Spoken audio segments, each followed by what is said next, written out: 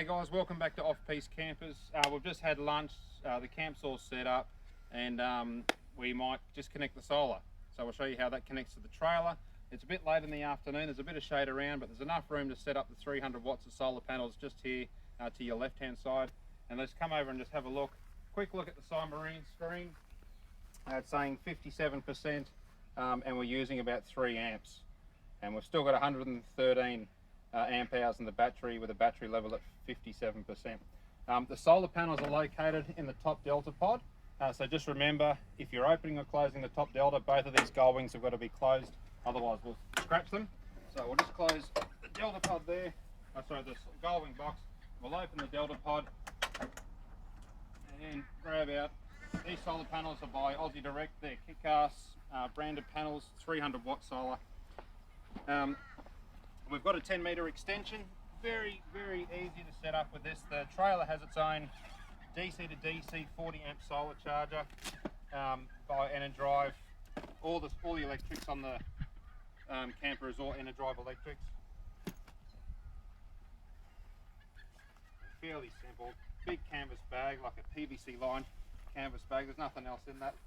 There's your 10 metre extension, here's your solar panels. Pretty basic, point and shoot. They are magnetised at the end, so the magnets do clip back together, and it looks like the centre is about there. So we'll open these up.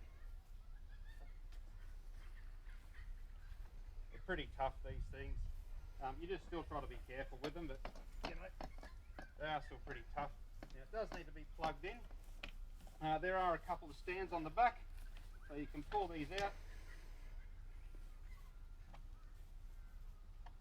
There you go, and the solar panel should just sit down. There you go, just like that. Just like so. Alright,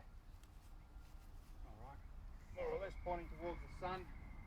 Grab one of the ends of the Anderson plugs. The solar input is just to the right hand side of the drawbar on the trailer.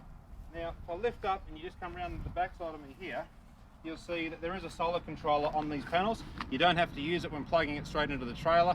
The trailer has its own solar controller, so all we're doing is plugging the Anderson plug, negative, positive, which is around this way, straight into the solar panel directly. Done, easy. It's that simple. Now the solar regulator will probably take about 30 seconds to recognise the solar input, but we can have a look on the main screen, how much voltage and what the amperage is coming in. Then we just plug this straight into the solar input on the bottom of the trailer. Done. And then just in the right hand side glowing box, if we have a look just above the porta potty, it's already recognised we're getting 13.1 volts and we're using 0 amps. So channel 2 is flashing, which is the solar, and you can see channel 1 there is the battery there, and channel 3 would be the alternator inputs. At the moment it's not charging, it's still at 13.1 volts. Now it's kicked over, now it's charging. So what are we sitting there at 13.3 and currently charging at 12 amps.